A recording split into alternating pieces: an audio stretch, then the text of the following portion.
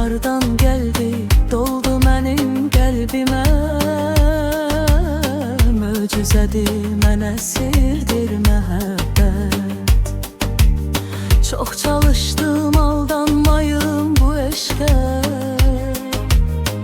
Nə olardı, yuxu olsun bu keşkə. Mən nə deyim bu sevgiyə, bu eşqə.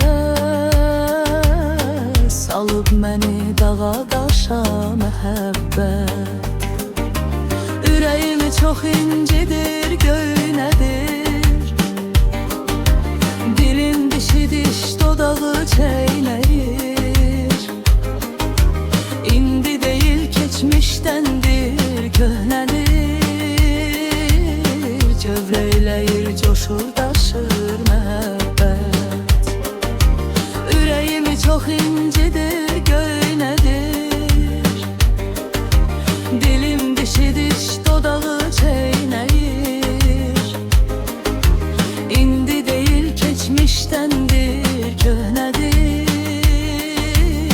Kövrəyləyir, coşur, daşır məhəbbət.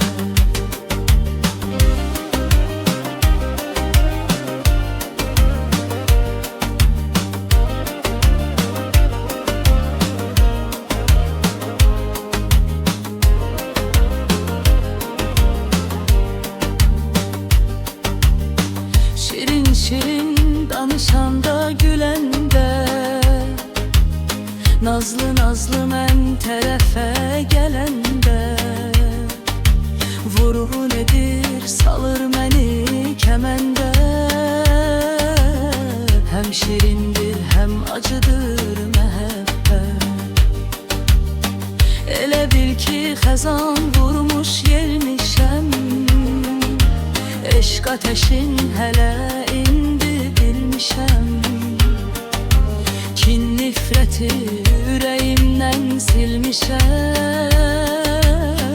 Mənə baldı qən şəkərdir məhəbbət. Ürəyimi çox incidir, göynədir.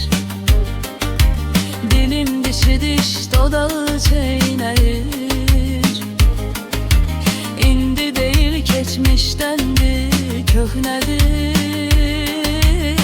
Cövreyləyir, coşur, daşır məhəbbət. Ürəyimi çox incidir, göynədir. Dilim dişi diş, dodağı çeynəyir. İndi deyil keçmişdəndir, köhnədir. Kövrəyləyir, coşur,